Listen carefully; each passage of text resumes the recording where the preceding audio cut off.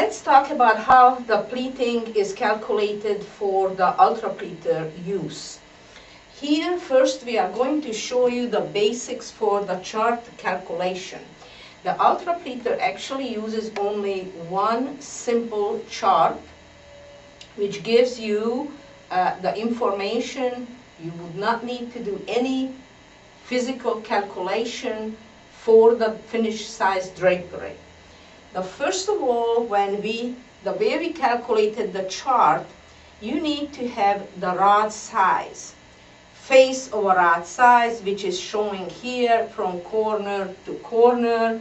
You have the two returns, and on the center of a central drapery, you have an overlap. Oh. As you probably know, the overlap is in standard 3 3/4 inch, but for simplicity of calculation, we use 4 inches. On the other hand, the returns on both ends can vary, or it will vary anywhere from maybe 1.5 inch to 6.5 inch. For this very reason, when we do the calculation, the return is not included in the numbers what you will see on the chart. But then again, you know already that when you pleat a drapery, there is always one extra space in comparison to the number of pleats we are putting on that panel, each panel. So we actually use the return as that one extra space. Now, let's go back to the calculations. So for the return not included in the chart, so what you are going to do here is to say, as an example,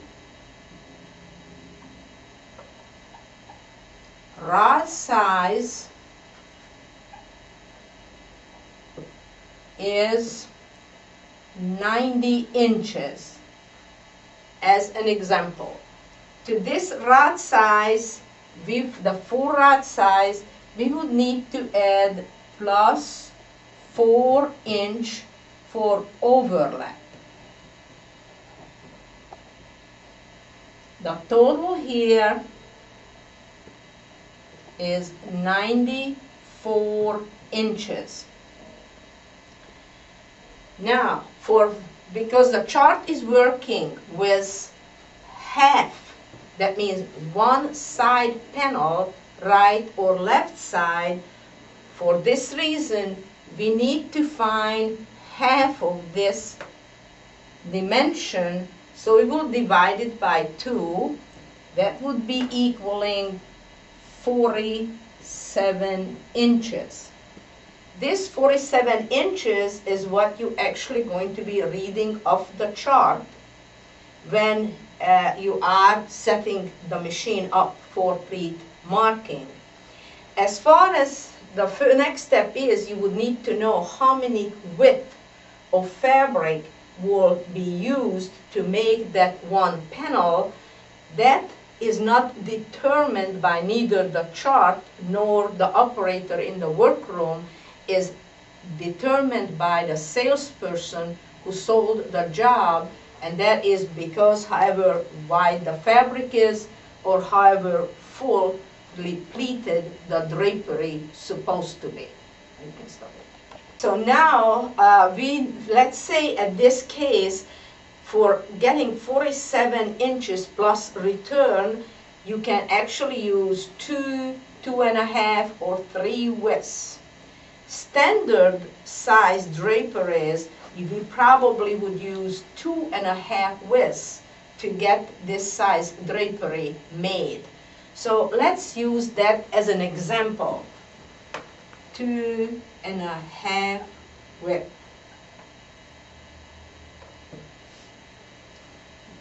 The next step in the process is to know how to write the ticket, which is going to go with each panel of drapery through the process. Every panel of drapery should have a ticket with the information to go through the work process in the workroom. So following on the prior example, let's say this panel will have 2.5 width in each side, each panel. As we said it would need to be pleated down to 47 inches plus 4 inch. We would say that was the return. We would also determine here whether this is a left side of the panel or the right side of the panel. Furthermore, on this ticket there will be the length or customer number or whatever information you would want to write on it. For pleating purposes, this is the information what you would be needing. The next step is taking the chart. Here is the chart, which you might don't see very well on this video, but take your own chart and follow the instructions on it. When you look at the chart, on one side, on the left-hand side, you will see number 5, 6, 5, 6, and so on. These are that the chart gives you opportunity to put 5 pleat 5 spaces or 6 pleat 6 spaces per width of fabric. That is that if you have a 48-inch wide fabric, you want to use 5 pleat 5 spaces. If you have a 54-inch wide fabric, you possibly want to put 6 pleat 6 spaces on a width. On the opposite side, you will see numbers there as 1, 2, 3, 4, 5, and 6, or 1.5, 2.5, and down until 6.5. These are the number of width what you would have in a panel of drapery. Make it sure not a pair of drapery, a panel of drapery. As it is in this example, we have 2.5 width in the left-hand side. So if we want to read the chart, we would be looking for the 2.5 on the right-hand side, and then we would read the number 47 of the chart. The only thing you need to do is you follow the line until you find 47, let's say on the top line. That means, because each line here has 2 sets of numbers, meaning that if you want to put 5 pleat 5 spaces on a width in this drapery, then you would follow the top line on the chart. If on the other hand you are putting 6 pleats, 6 spaces on the width, you would want to follow the lower line and finding the 47 on the lower line. Now, on the center of the chart, you will see 2 sets of numbers. These are the space dimensions. The space dimensions are given in inches and in equivalent on digital numbers, which for simplicity's sake you can read off. We will demonstrate that later on the digital readout on the ultra pleater. So on the lower line you will see starting at 2.5 inches, and if you go through the line, the largest number on the lower line is 5. Meaning that you can put as little spaces as 2.5 inches or as big spaces as 5 inches, going in the increments of a 1/16 of an inch for very accurate space sizes. Above every one of these numbers, you will see a number like 635 going all the way up to 1270. These are the digital numbers. So going back now to the 47 inches, if we would be using 6 pleats, 6 spaces on a width, then the 47, we follow the 47 up to the center line, and it will show you that each space supposed to be 3 3/8 of an inch. The number equivalent of the 3 3/8 of an inch is 857. On the other hand, on a 2.5 with 47-inch pleating dimensions, on the 5 pleat 5 space, you would find the 47 on a top line, follow that up to the center line, and it will tell you that each space would be 3 15/16 of an inch, or the equivalent of 1,000 in the digital readout. As you can see, it is so much easier with the digital readout of the ultra pleater to train an employee, because nowadays not too many people knows where 1/32 of an inch is on the scale. At the same time, on this particular chart, if you would want to even go beyond the 1/16 of an inch accuracy, you can actually use the digital numbers and kind of split it down in the middle and get an accuracy of 1/32 of an inch, which doesn't seem to be a whole lot, but at the same time, if you have a very wide drapery, like 6.5 widths in a panel, and you have so many width, each width is just 1/16 of an inch smaller or bigger, the drapery can turn out to be 2 inches wider or 2 inches narrower, so the accuracy is very important. And the importance here is for you to understand it, that when whichever number of width you have in the panel, you will look that up on the right side. You need to know also how wide the fabric is, how fully do you want to pleat it down, and use the 5 pleat 5 space or 6 pleat 6 space. But this one chart gives you all the information up to 6.5 widths in a panel. Now, if you flip your chart around and look at the back side, on the back side of the chart, it will give you information as far as how to use the front of the chart for fractional widths, including like quarter widths, third widths, 2/3 widths, which we do not use very often, but sometimes in commercial operations they do. Or how to use the chart for larger than 6.5 widths in a panel. You can go ahead all the way up to like 11.5 and 12 width in a panel. These are not used very often, but still you can use the machine and the chart for sake of simplicity. Now we would need to go to the machine to continue to show you how to apply this information, how to use the machine. Now, on this machine, the important part is that you take these covers off of the pen when you use them, but it is also very important that in the evening, before you go home, or if you are not going to be using the machine more in the day, then you put these covers back, because the ink which is in the machine can dry out, and if you dry the pens out, they will not be marking. Okay, the caps, when we are not using them, there is a pocket on the side, which generally we will put the chart in it, and also the caps when we are not using them. It's also important that to make it sure that the tips are put in, the tips are cut in a wedge shape, so they are not turned around, but they are all straight down in the wedge shape. The next thing is you need to put this platform on.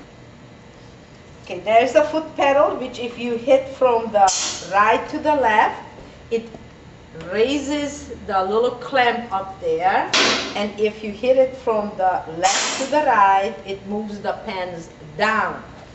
So now, when we need to put this platform on, we want to actually raise this little clamp so the platform can be put on.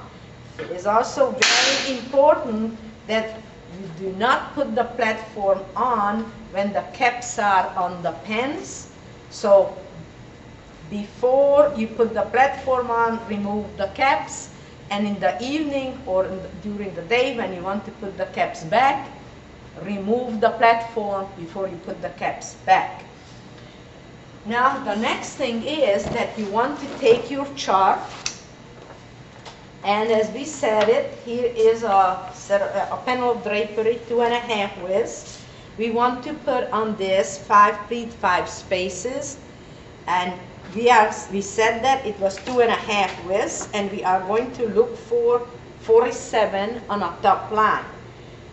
Then we go to the center and we read it off that the machine setting should be 1000, which is going to give us 3 and 15/16 size spaces.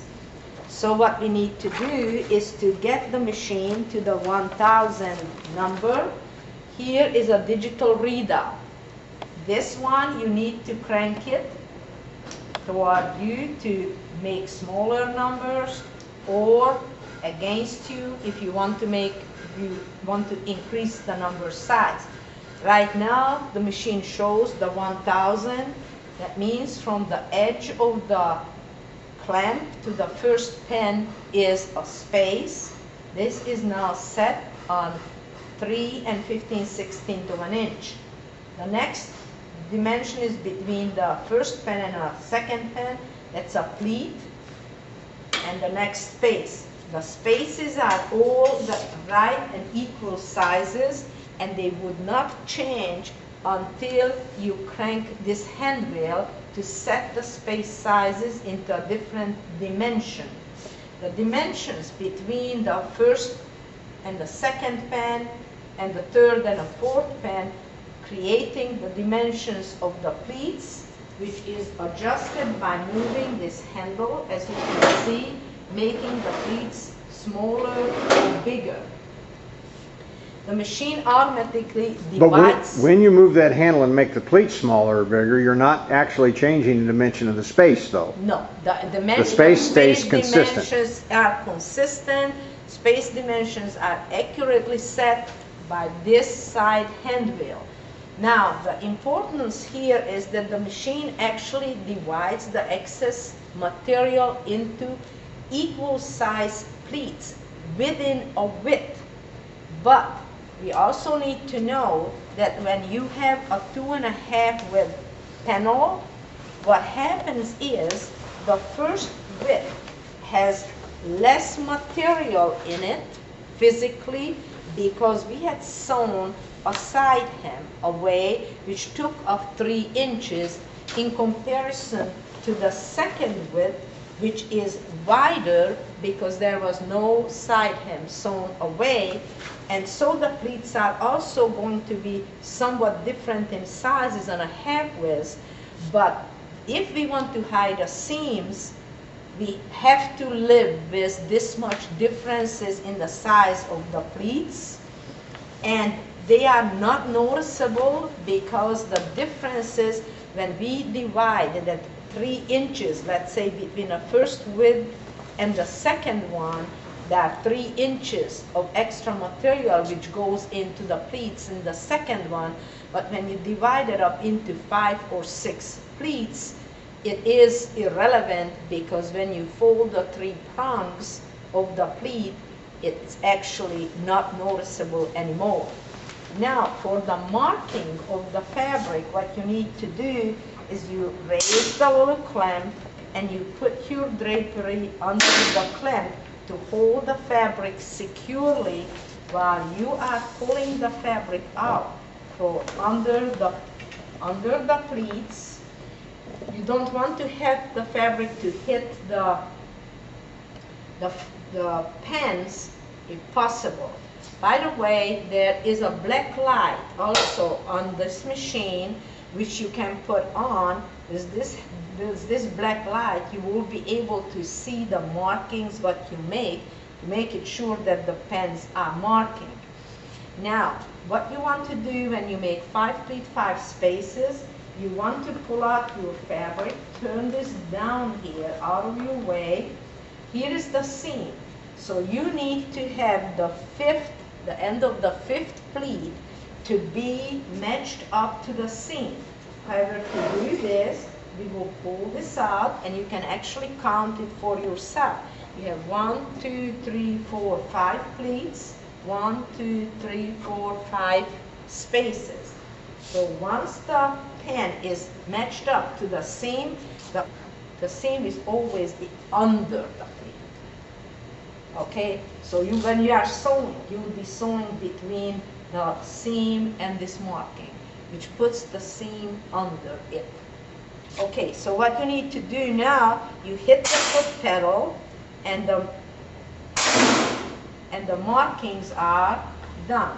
As you can see, with the help of the black light, that there are the marks which you need to, when you are sewing the pleats, you need to match up the black light on the pleat sewing machine and just go ahead and sew the pleats. Now what you need to remember that the first width ended up with a pleat.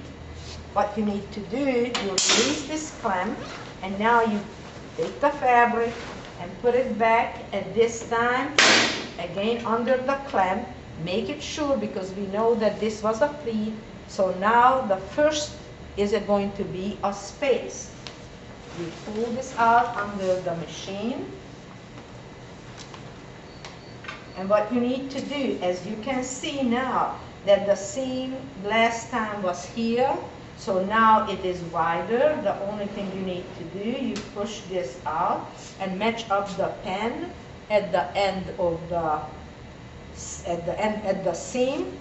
And the only thing you need to do is lower your pens. There are your markings. What you do, again you release this. You know it that this was a pleat. Again you set it under here. It's going to be starting with a space. There's a pleat and a pleat. Now we need to also put on this half width the return. The return at this case is almost as big as the space size, but if this would be different, you would need to use a little ruler here. Let's say if your return would be only 2 inches, use a little ruler, move this pen to have the 2 inches for return. On the other hand, if your return would be 6.5 inches, then you need to move this pen accommodating for a 6.5 inch return.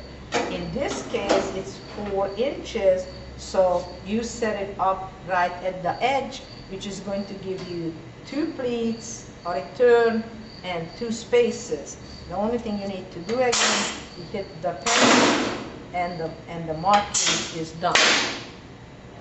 Now, just for the explanation's sake, I'm going to turn this one panel over and demonstrate for you what would happen if this would have been a right side of a panel, meaning that your marking would start with the half width. It would be very simple. You just put this under here. Again, we know 4 inches is the other return. We set it under the machine, line up the pen accurately to the seam, having 2 pleats, a return, and 2 spaces. Hit it with the marking.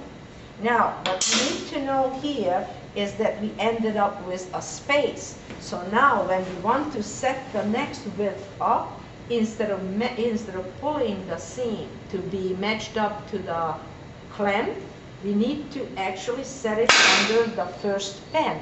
Because what we need to do, since we ended up with a space, we need to start with a pleat. So I'm going to pull this fabric under the machine, and what is going to happen here, we need to line up the seam actually with a space. So what is going to happen now, we have 1, 2, 3, 4, 5 pleats, 1, 2, 3, 4, 5 spaces. Mark it, move it over. Again, don't forget that this was a space, so we are going to set the seam under the first pen, pull this out under the machine, and again adjust the size of the pleats to match up the dimensions and do the marking. As you can see, this is very fast and very efficient. The same way you would do this if you'd be putting 6 pleats, 6 spaces on it. You need to just remember that pleats follow space, space follows pleats. And also there are some instructions in the booklet which is coming with the machine, which explains where do you put pleats and spaces on 3 widths, 2 widths, or larger widths, which is inherently the same, and the markings are also going to be the same.